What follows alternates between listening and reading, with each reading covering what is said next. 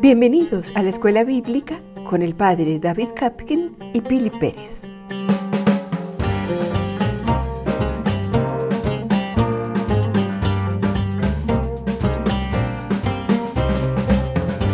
En el capítulo 9, el apóstol ha hecho pues un gran paréntesis en el cual ha introducido el tema de su libertad apostólica, también de su propia generosidad, que renuncia a los derechos del apóstol, en fin.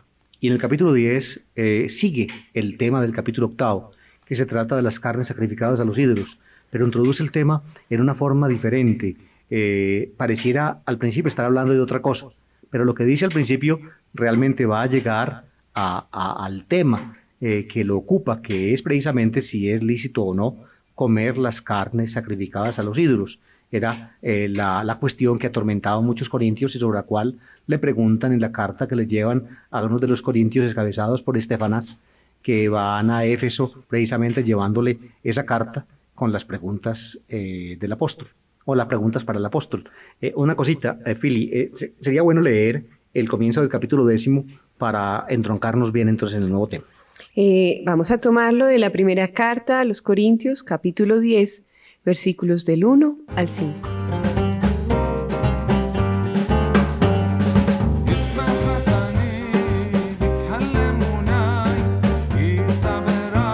No quiero que ignoréis, hermanos, que nuestros padres estuvieron todos bajo la nube y todos atravesaron el mar, y todos fueron bautizados en Moisés por la nube y el mar.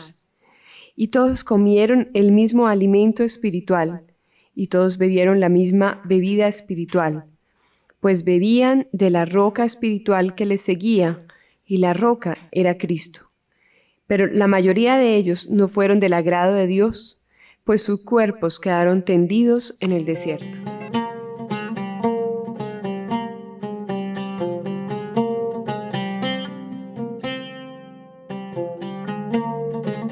Pues bien, lo que Pablo se propone acá, queridos oyentes, es esto, como participar de las comidas idolátricas, de las carnes sacrificadas a los ídolos, sobre todo cuando uno pues va al templo idolátrico y se mete allá.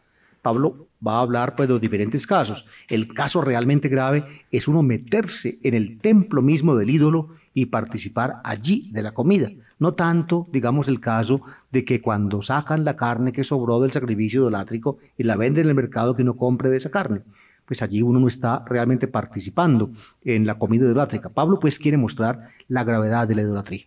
La gravedad que es uno apartarse de Dios y realmente, al menos, crear la impresión de que a uno le importan los ídolos. En fin, eso es lo que él quiere mostrar. Y lo va a mostrar a partir del ejemplo de Israel en el desierto. De modo que Pablo va a trasladar a sus lectores, a los corintios, los va a trasladar al Éxodo, a la época del Éxodo, cuando Israel salió de Egipto, cuando atravesaron el Mar Rojo, cuando iban por el desierto, cuando tomaron el agua de la roca, estando ellos casi muertos de sed, Dios les dio el agua, cuando estando muertos de hambre, Dios les dio el maná en el desierto. Pablo pues traslada a los corintios a esa época, diríamos a la época constitutiva del pueblo de Israel, cuando Israel recibió en profusión los dones divinos, los dones maravillosos de Dios, la gracia de Dios, la compañía divina en la nube, el paso del mar que se abrió para darles camino, para hacerles camino, el alimento que caía del cielo, el maná, el agua que brotaba de una roca en medio del desierto. Es decir, la época de los grandes dones de Dios. De las maravillas de Dios. Exactamente. Los acontecimientos que les mostró al pueblo de Israel, que efectivamente el Señor los acompañaba en cada instante. El argumento de Pablo, entonces, queridos oyentes, para que desde el principio lo cojan, es este. Es si a los israelitas, a los cuales Dios les hizo esas maravillas, si finalmente, cuando se volvieron idólatras, Dios los castigó como lo castigó, entonces, ¿y nosotros qué?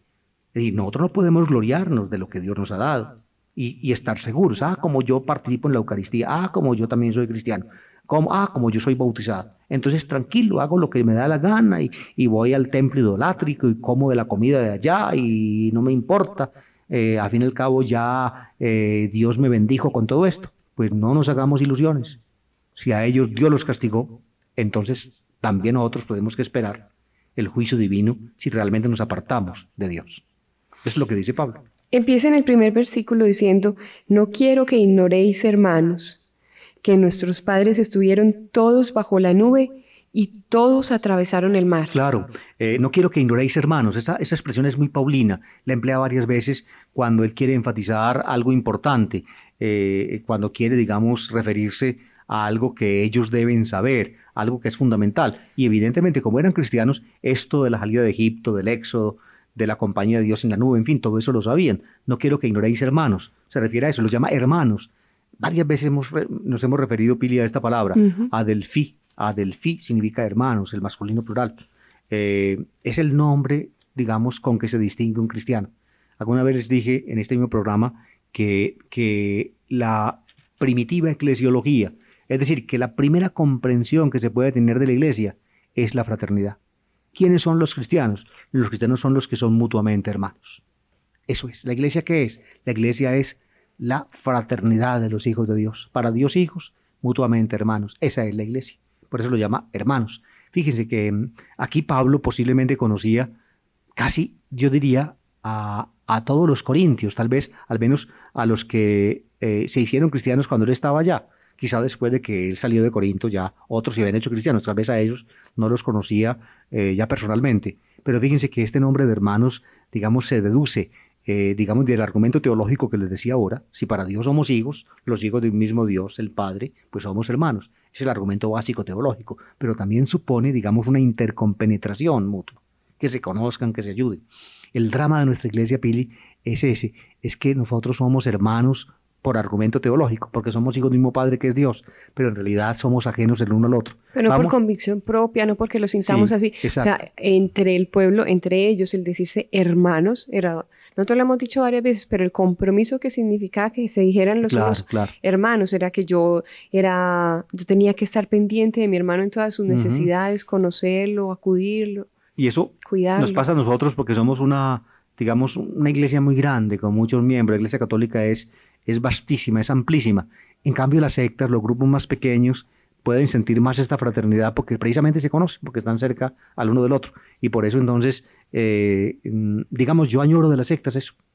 Añoro eso. Pero no necesariamente es que estemos muy lejos o muy... Yo pienso que eso no nos debía, pues como que no nos debíamos apoyar en eso, porque las parroquias son pequeñas. Entre las parroquias viven en el mismo barrio. Sí, son muy cercanos también, claro. Y, por ejemplo, en mi parroquia yo conozco mucha gente, pues mucha gente que ya de tanto ir a la misa los domingos o compartir con ellos Pascua o compartir con ellos las festividades, pues nos hemos conocido. Claro. Dice pues Pablo, hablando de la salida de Egipto, dice que ustedes todos saben, pues hermanos, los corintios, que nuestros padres estuvieron todos bajo la nube. Leemos de Éxodo. Sí, podemos leer de Éxodo para que recuerden los oyentes. Éxodo en el capítulo 13, versículo 21, dice así: Yahvé iba al frente de ellos de día en columna de nube para guiarlos por el camino y de noche en columna de fuego para alumbrarlos, de modo que pudiesen marchar de día y de noche. No se apartó del pueblo ni la columna de nube por el día, ni la columna de fuego por la noche. Fíjense, la nube, ¿qué es una nube? Una nube, queridos oyentes, es algo que no podemos alcanzar. Por más que ustedes tiren la mano, no cogen la nube. Y si ustedes, por ejemplo, logran subir a la montaña donde está la nube, finalmente se les confunde como una neblina muy grande, muy vasta, y uno se introduce en ella, pero finalmente nadie la coge. Por eso simbólicamente la nube la utiliza el pueblo de Israel para hablar de Dios. De la presencia de Dios. De la presencia de Dios. Dios es inalcanzable. No se puede coger de ninguna forma. Nadie lo puede asir, ¿no? Dios está por encima, como la nube. Por eso se dice simbólicamente en la salida de Egipto que en el día una nube, una columna de nube, como se dice acá, seguía al pueblo. Y de noche, claro, como la nube de noche no se ve, entonces la nube era luminosa, era roja, columna de fuego. Finalmente también, pues, nube de día y nube de noche. De día se habla de nube, de noche se habla de columna de fuego, porque se supone que la nube era, pues, entonces roja, para simbolizar la presencia de Dios. Y todos atravesaron el mar, como decía también en el capítulo 14, así, también habla de que pasaron el mar a pie enjuto. Enjuto. Enjuto, sí, enjuto significa seco. ¿Descalzos o no? No, con los pies secos. secos. Secos, sí, claro. Enjuto significa que no se mojaron, es decir, que se metieron en el lecho del mar y que al llegar al otro lado y que los pies Ah, quedaron secos porque no había agua. Pie enjuto significa con los pies secos, atravesaron el mar. yo creí que eran No, descalzos. mi querida, significa seco. Ya aprendí. Enjuto, sí. Yo me acuerdo que una Un vez día esto lo leí. le digo yo a usted que me enseñe a sacar una muela, a ver. Ni riesgos. No, No, a que me llamen el padre Gatillo. no, es muy difícil, padre. Bueno, otros fueron, a ver, dice, en el segundo versículo dice, y todos fueron bautizados en Moisés por la Ajá. nube y el mar. Pero fíjate, eso de que todos atravesaron el mar rojo, la Biblia habla del mar de las juncos, Yam Suf se dice en hebreo. Se ha solido traducir eso el mar rojo, pero el mar rojo queda mucho más al sur. Posiblemente se refiere a esa región lacustre en la cual hoy está ya pues trazado el canal de Suez. Era una región lacustre con agua salobre, con agua pues prácticamente de mar, que queda pues donde queda hoy los israelitas se metieron por allí para atravesar pues para avanzar hacia el Asia, hacia la tierra prometida, la llamada península del Sinaí que queda al oriente de eso, y lograron pues atravesar esa región y Dios les abrió camino por donde antes había agua. Todos pasaron por el mar, todos atravesaron el mar, dice aquí San Pablo, para Padre, indicar ese gran don de Dios de atravesar el mar. Pero fíjense, esto es lo más interesante. Vayan ustedes, queridos oyentes, digamos, entendiendo ese de atravesar el agua. El texto del Éxodo dice que pasaron con los pies secos y que no se mojaron.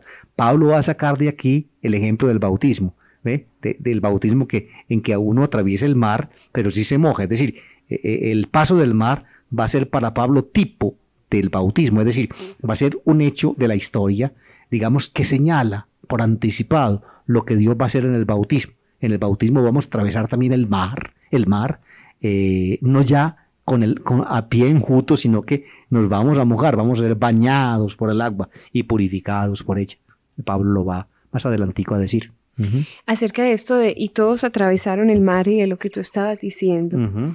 yo leía en la historia de Israel de John Bray, que en realidad uno leyendo esa historia de Israel es muy entretenida y muy, a ver, acerca de cómo leían ellos todos los signos que pasaban en la naturaleza y todo lo que pasaba a su alrededor. Uh-huh. Y en realidad que se levantara pues la columna, que el mar bien profundo se levantara en una columna al lado y otra columna al otro lado, tal como lo pintan algunos de los artistas, Uh-huh.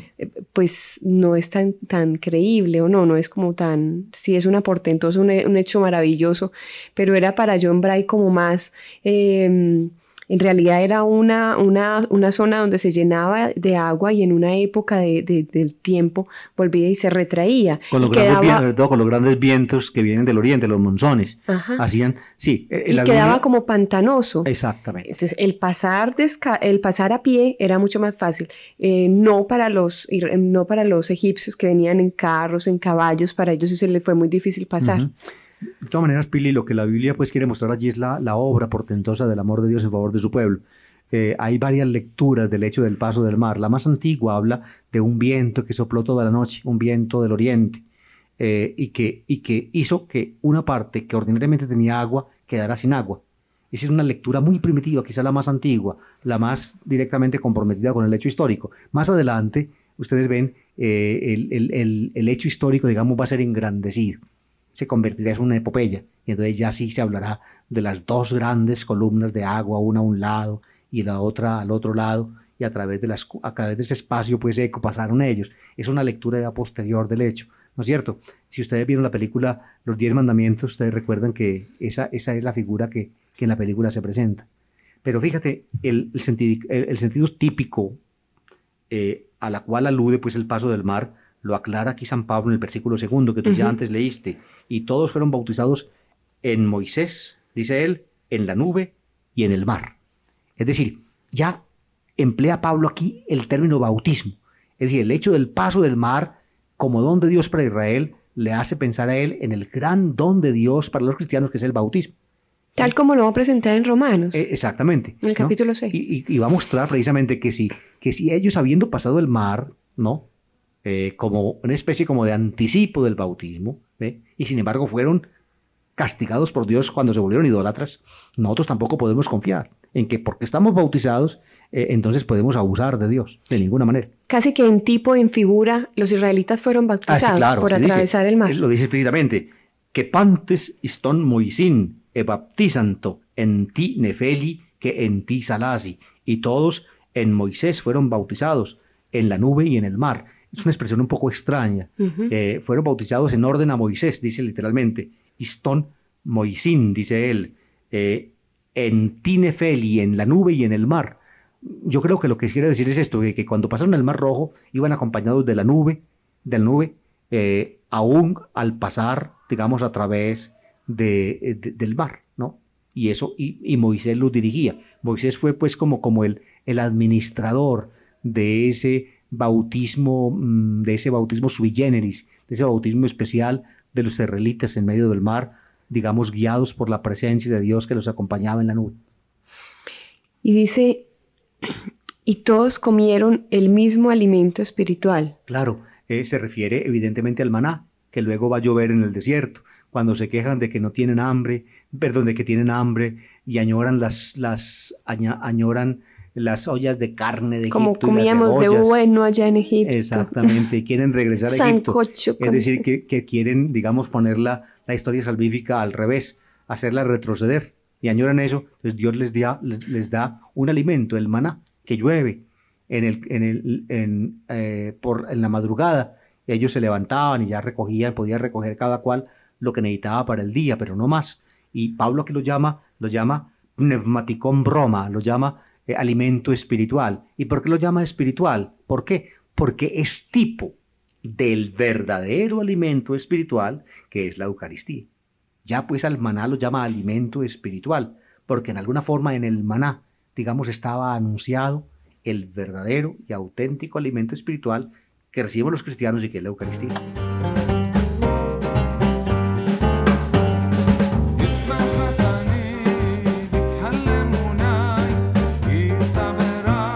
Y dice, y todos bebieron la misma bebida espiritual, pues bebían de la roca espiritual que les seguía, y la roca era Cristo. En el desierto, cuando estaban ya muertos de sed, volvieron otra vez a hablar contra Moisés. Los israelitas, cuenta la Biblia, y le decían, es que nos trajiste de Egipto, nos sacaste de Egipto para hacernos morir de sed en el desierto.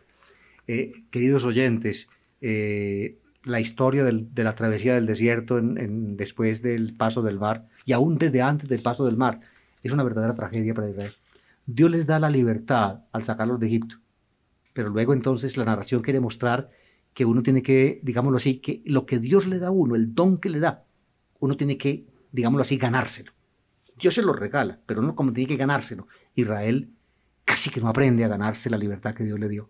Siempre era con el deseo de volver, de regresar a la esclavitud. Cuando llegaban al Mar Rojo y veían a los egipcios persiguiéndolos, se quejaron ahí mismo. Vea que nos sacaste de Egipto, nos van a matar aquí, vea para qué nos sacó, vea que ya vienen detrás de nosotros, nos van a matar. Entonces Dios tiene que pasarlos a través del mar. Luego cuando siguen para adelante vamos a morir de hambre, no tenemos comida, que dicha la carne que comíamos. Dios hace caer maná. Luego más adelante no tenemos bebida, no tenemos agua, no vamos a morir de sed. Dios saca agua de la roca.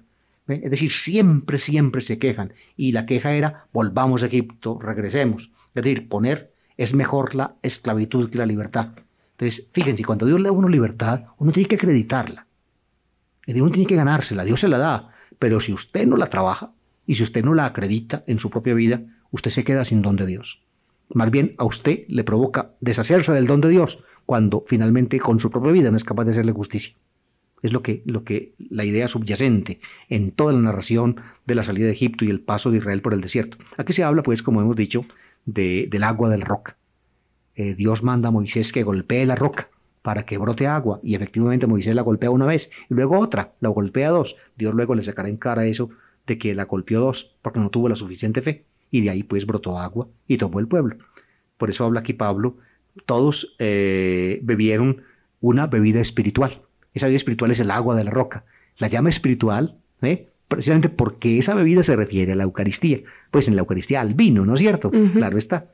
De modo que al alimento le llama espiritual, y a la bebida, que es agua, la llama también espiritual, porque el alimento, el maná, se refiere al pan eucarístico, y la bebida, el agua, la llama espiritual porque se refiere al vino eucarístico, ¿no es cierto? A la Lo sangre del seguía Señor. tomando en tipo, en figura. Claro, Quiere en decir, figura, claro. pero esto que dice que pues bebían de la roca espiritual que les seguía y la roca era Cristo, Claro. presentando la preexistencia de Cristo. De Cristo, claro. La roca era Cristo. Es decir, aquí se basa Pablo en una tradición, una convicción rabínica que decía que como el pueblo no solamente una vez tuvo sed, sino muchas veces, entonces la roca espiritual lo seguía. Es decir, que la famosa roca de donde sale agua iba detrás de ellos por el desierto, para que pudieran tener siempre agua.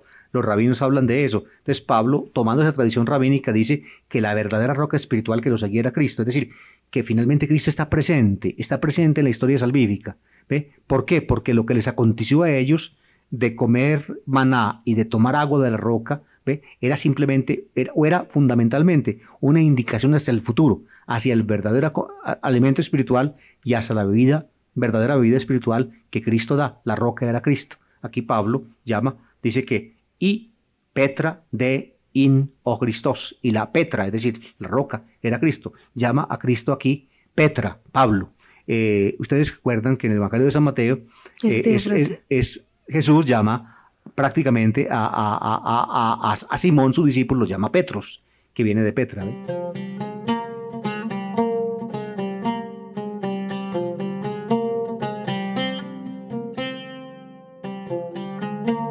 Se ve que Pablo lee el Antiguo Testamento referido a Cristo, ¿no es cierto?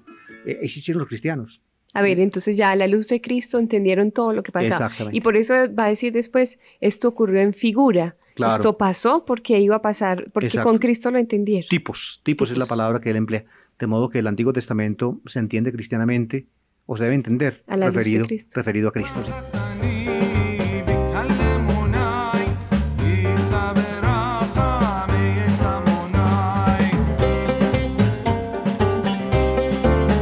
Yo creo que ya ustedes acaban de entender bien. De modo que fíjense ustedes.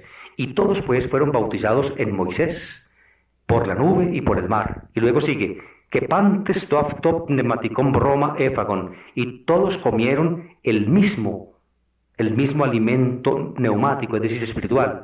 Que pantes toaftop pneumaticon epion poma. Y todos bebieron la misma bebida espiritual. Habla, por tanto, del bautismo en la nube y en el mar, un bautismo en Moisés. Luego habla del alimento espiritual en el desierto, que fue el maná. Lo llama alimento espiritual. Y luego habla de la vida espiritual que bebieron, el agua de la roca. Por tanto, se dice bautismo en Moisés para hacerlo parecido al bautismo en Cristo. Se dice comida espiritual porque realmente el pan de la vida que comemos en la Eucaristía es comida espiritual. Y se dice bebida espiritual porque la sangre de Cristo que tomamos es bebida espiritual. Por tanto, aquí prácticamente tres características del sacramento cristiano o de los sacramentos cristianos se le colocan a la vivencia del pueblo de Israel al salir de Egipto, que son el bautismo en Moisés, eso viene en Cristo. Comida espiritual, eso viene del pan espiritual que nosotros comemos, que es el cuerpo de Cristo. Y vida espiritual significa la vida espiritual que nosotros bebemos, que es la sangre de Cristo. A ver si estoy entendiendo, el Señor siempre está hablando de lo mismo. Lo que pasa es que de pronto nosotros nos fuimos entendiendo. Y Pablo, ya mirando, Pablo después va a hablar una cosa hermosa. A nosotros se nos quitó el velo de la cara. O sea, el velo era el velo que se ponía Moisés y ya lo vimos cara a cara. Y al verlo cara a cara entendimos que era lo que pasaba. Claro, a nuestros padres. Eso era lo que les pasaba, que era exactamente lo que nos vino a pasar a nosotros. Yo pienso que sí. Es decir, solamente se puede entender cristianamente el Antiguo Testamento cuando se lee de Cristo. Es cuando uno ve a Cristo metido desde siempre en el designio de Dios. Hay una frase muy linda, Pili, para nosotros, para terminar ya este pedacito.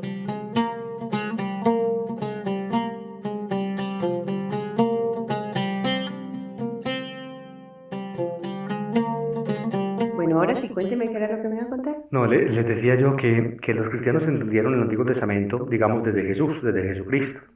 Y les decía que hay una frase muy linda en un antiguo sacramentario, es decir, un antiguo libro, digamos, que explicaba los sacramentos en la iglesia francesa de Lyon, en Francia. Lugdunense, la iglesia Lugdunensis, que llaman en latín. Es una antigua diócesis francesa que existe desde el siglo II, donde fue obispo San Ireneo, un famoso padre de la iglesia de la segunda parte del siglo II. En un sacramentario pues del siglo VI hay una frase que me parece muy preciosa, que resume todo lo que estamos diciendo. Dice que cuando llegó la plenitud de los tiempos, entonces dice, Deus omnem scripture universitatem in utero virginis coadunarte. Dios reunió la totalidad de la escritura en el vientre de la Virgen. Qué bonito. Es preciosa, ¿no es cierto? Es decir, que cuando llegó el momento final de la historia, Dios reunió toda la escritura en el vientre de la Virgen. Es decir, Jesús es la síntesis de la escritura. Pero por eso es tipológico. O sea, mira por el que Moisés es tipológico, porque Noé es tipológico de Jesús. Exactamente. Porque los profetas son tipológicos. Tipológicos quiere decir, están anunciando, están diciendo, así va a ser, así va a ser. Exacto. Por ejemplo, aquí, el paso del Mar Rojo, el hecho de que Israel pasara por el mar, aunque Israel no se mojó, la Biblia dice que pasaron a pie enjuto, es decir, con los pies secos, por el lecho marino, y que el agua no los mojaron. Pues aquí a Pablo poco le importa que se mojó o no se mojó. Lo que él quiere es mostrar que ese paso a través del agua, a través del mar, aunque no se mojó, es un tipo del bautismo. Y que realmente lo que allí pasó para Israel es, digamos, aproximadamente lo mismo que le pasa a los cristianos cuando son bautizados.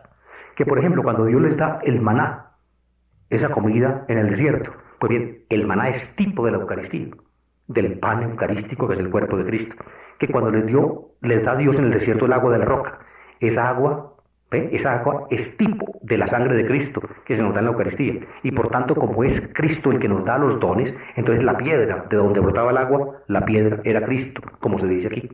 Eso se llama tipología, exégesis tipológica, es decir, se entiende el Antiguo Testamento como en un sentido, digámoslo así, en un sentido que no se agota en el acontecimiento histórico del cual se está hablando, sino que tiene, digamos, extiende sus ramas y su significación hasta lo que Dios hace en favor de nosotros en la historia o en el nuevo plan divino.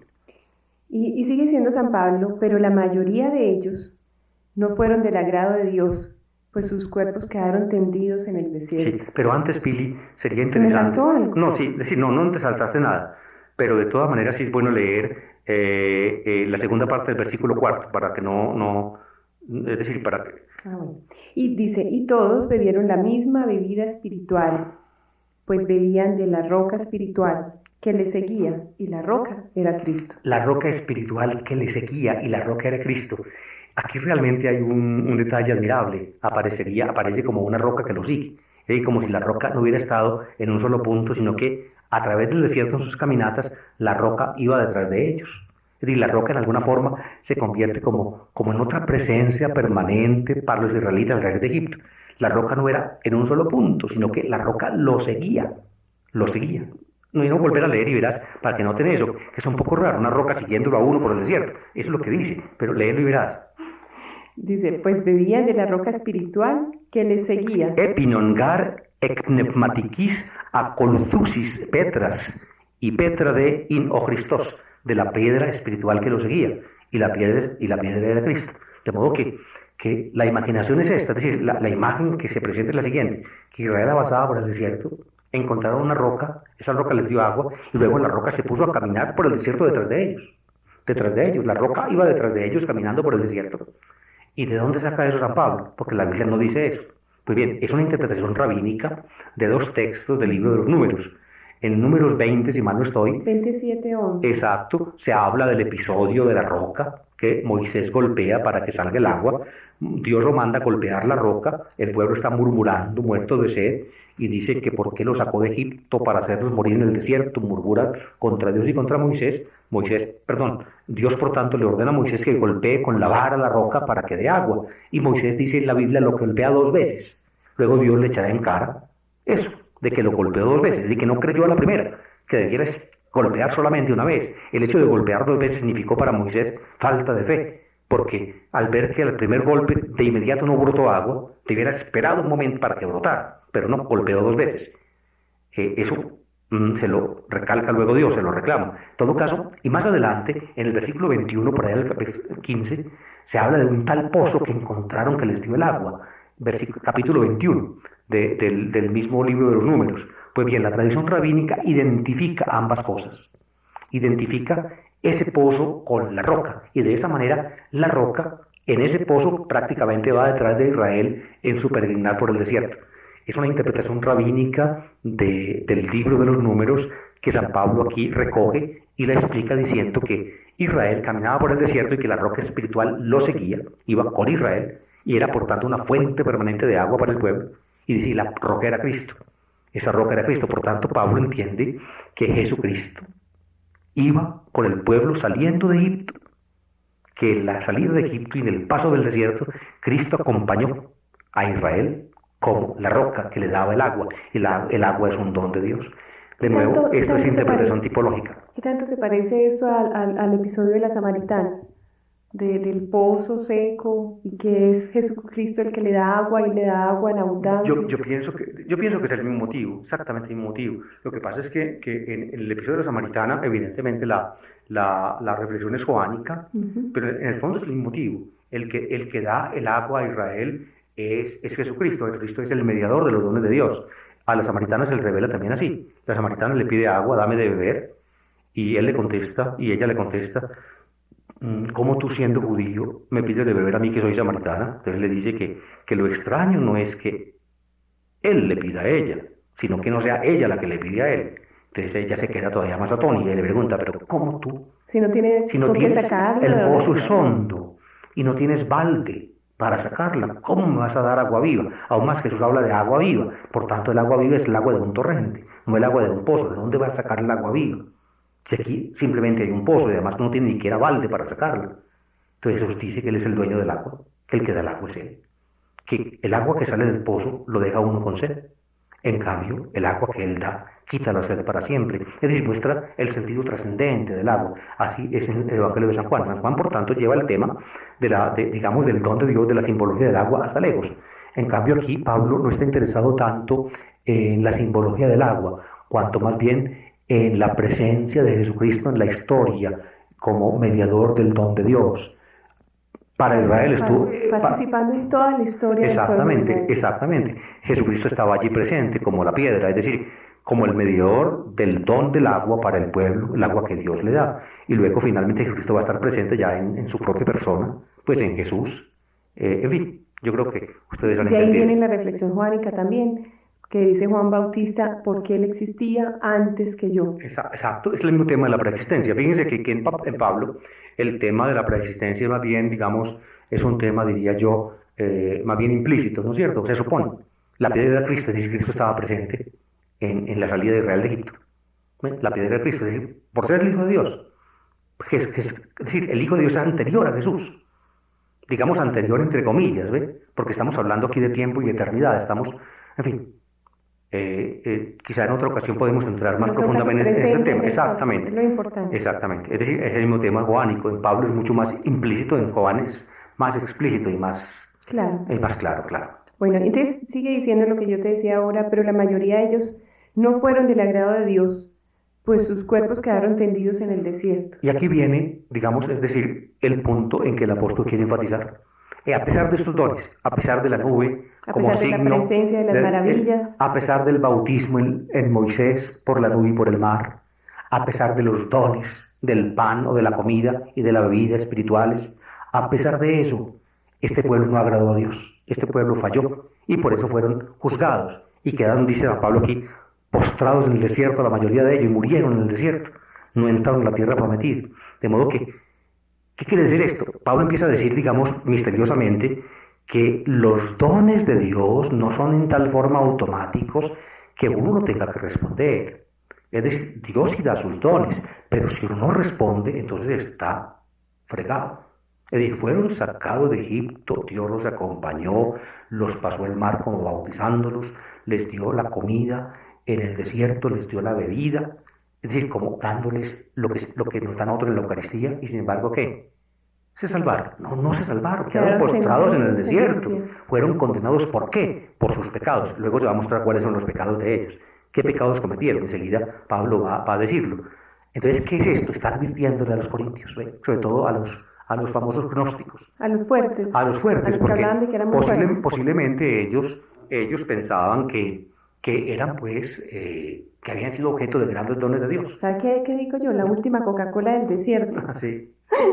Lo último en guarachas, era Ajá. lo mejor de ellos, lo Ajá. mejor de la comunidad, llenos de dones, de Ah, sí, carismas, claro. fuertes, Exacto. valientes, Entonces, espirituales. posiblemente ellos interpretaban el bautismo cristiano de la Eucaristía, digamos, como una capacitación pneumática, digamos, inalienable. Es decir, el que tiene eso, lo tiene todo. Ya no importa cómo viva, si fornica o si no fornica, si se burla del débil o si no se burla, si da escándalo o si no da escándalo, si murmura o si no murmura. Ya no importa porque ya fue bautizado, ya comió la Eucaristía y por tanto está lleno del Espíritu. Es un don inalienable, no lo puede perder.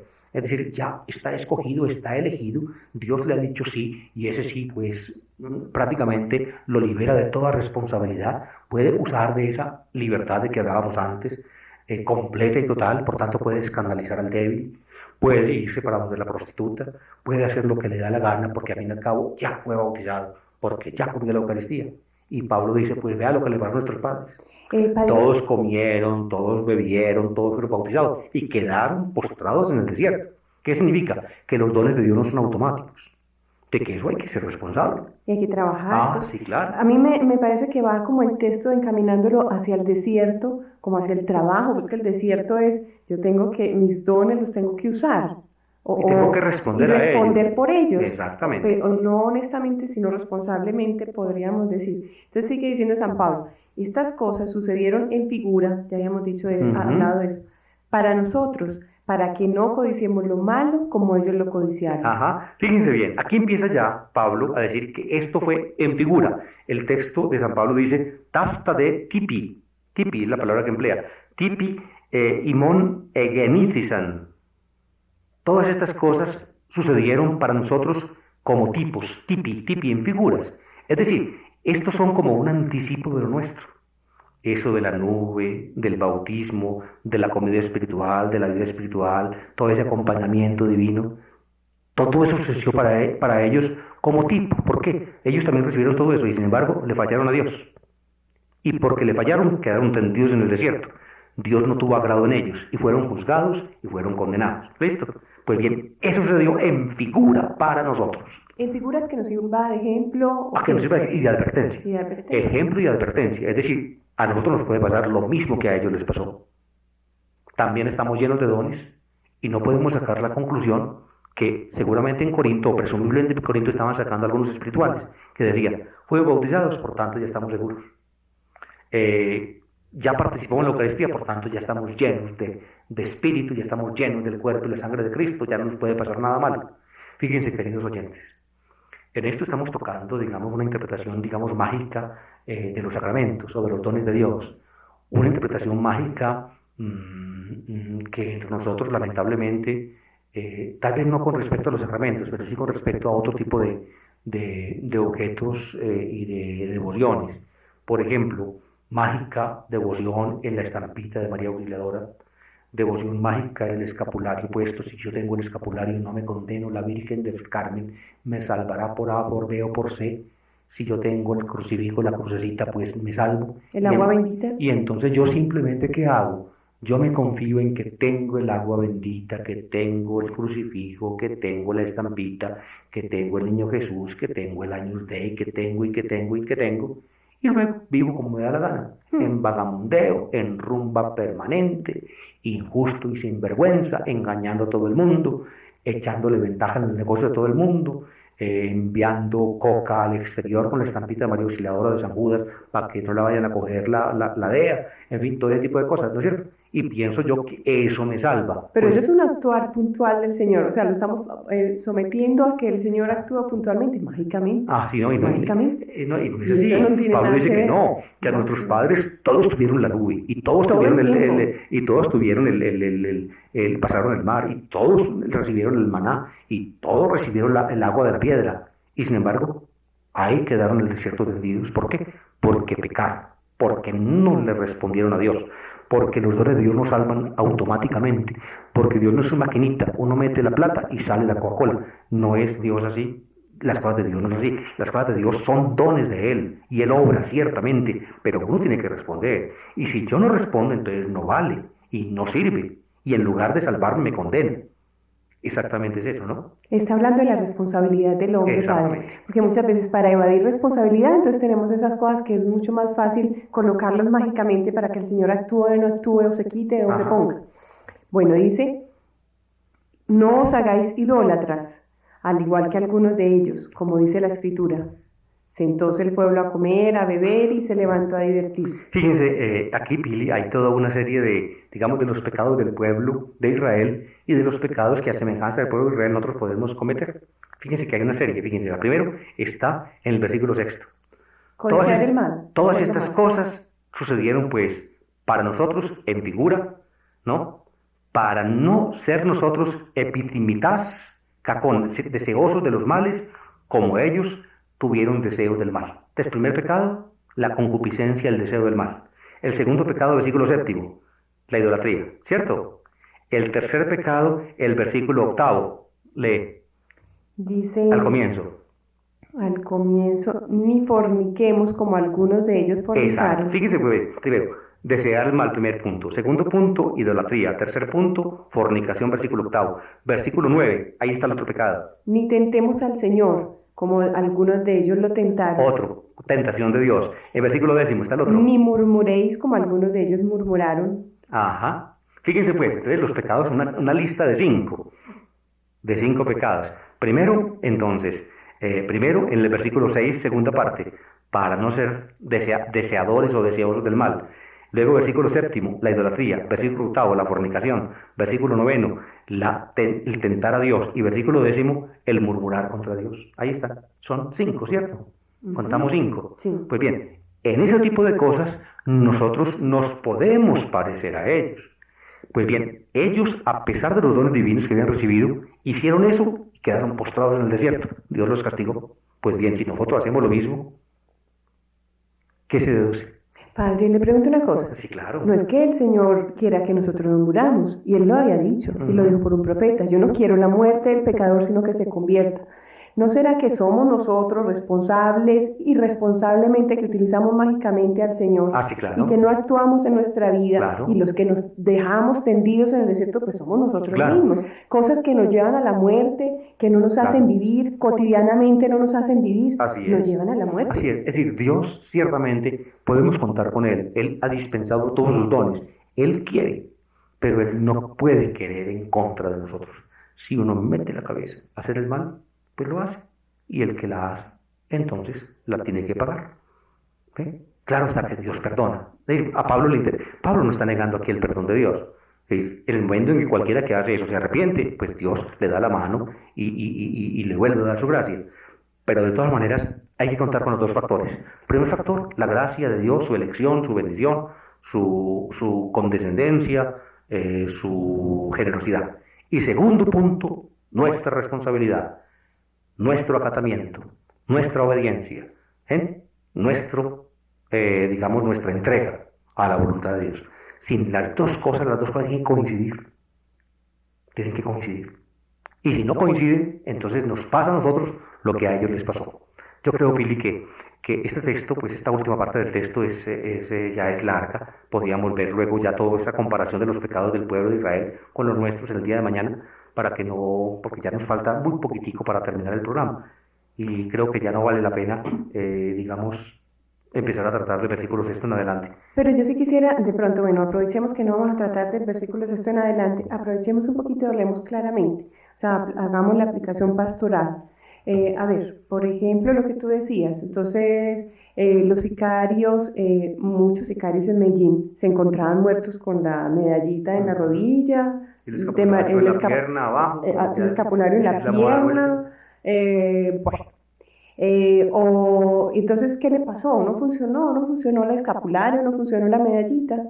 O muchas personas que en su vida están pasando por un momento difícil, podemos decir el desierto, un momento difícil, están pasando por un desierto en su vida.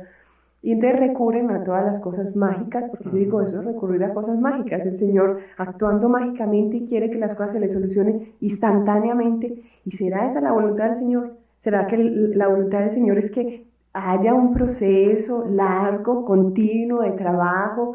No es que Él quiera que nosotros suframos, sino que algo se entienda en esa familia, que algo se comprenda en esa familia, porque lo hemos visto por los resultados. O sea, ¿cuántos de nuestros problemas pasan y pasa el tiempo? Y ya cuando pasa el tiempo, yo, claro, tenía que pasar este tiempo. O sea, tenía que ser largo y yo tenía que comprender lo que me estaba pasando. Claro. Si me hubiera pasado así, en un abrir y cerrar de ojos, yo no hubiera podido comprender las palabras del Señor. Exacto.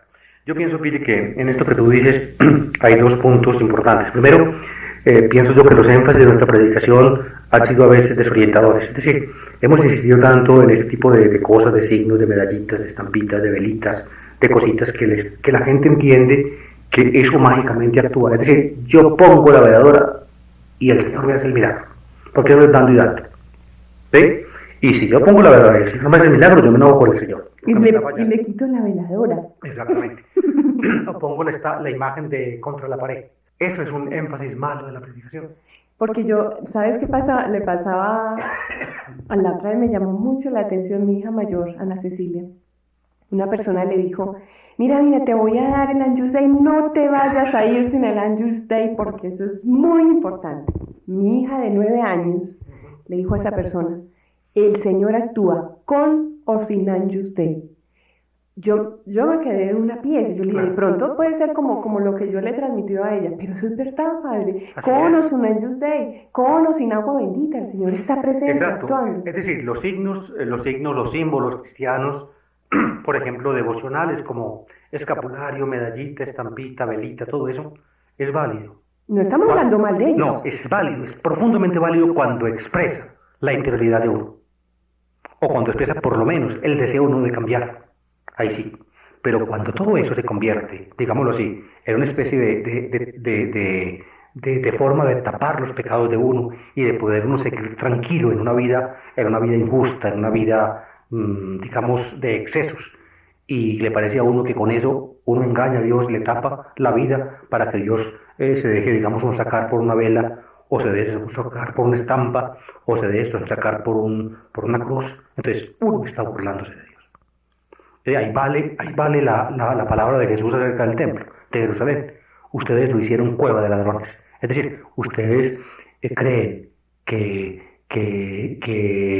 con las cosas mías sucede como sucede con los ladrones. Es decir, que los ladrones se roban una cosa y la meten en un lugar santo, puede ser. En un lugar, por ejemplo, como en una caleta, pongamos, esconden lo que se robaron. Y que tan solo después de que pase la noticia del robo y ya se enfríe el asunto, te empiezan a sacar las cosas robadas para vender. El templo es una cueva de ladrones. Si ustedes creen que con oraciones, que con salmos, que con sacrificios van a tapar una vida de pecado, una vida de maldad, y no. Es decir, si nosotros usamos los símbolos religiosos simplemente para tranquilizar nuestra conciencia y para decir que podemos seguir pecando, que podemos seguir actuando mal, que podemos seguir siendo injustos, que podemos seguir pisoteando la dignidad de los demás, que podemos seguir burlándonos de todo el mundo, entonces Dios no se deja engañar por religión, ni se deja engañar por velas, ni se deja engañar por estampas, ni se deja engañar por nada. Dios ve la realidad de la vida. Hay un salmo hermosísimo, Señor, tú me conoces y me sondeas. Ajá. Antes de que yo hable, tú sabes lo que yo voy a hablar. Exactamente. Antes de que yo piense, tú sabes lo que yo voy a pensar. Exactamente. ¿De dónde voy a esconderme? Dios nos penetra por detrás y por delante, dice el salmo, nos sostiene, en fin, Dios es absolutamente, es decir, Dios es más íntimo en nosotros que nosotros mismos. Por eso, cuando tú decías de un sicario con estampitas y con escapulario, pues uno en esto pues no tiene que ser, digamos, tan drástico, porque en el fondo son personas sumamente, diría yo, ignorantes en estas cosas, y tienen, digámoslo así, una vida pues llevada por el pecado, en fin, tal cosa. Pero Dios, que es el que conoce, sabe cuál es el íntimo sentimiento de su corazón. Y quizá algún día podamos sorprendernos delante de Dios, cuando Dios haya podido sacar o reconocer el bien aún de personas que a nosotros nos parecen absolutamente pecadores. Dios sí penetra el alma de los hombres.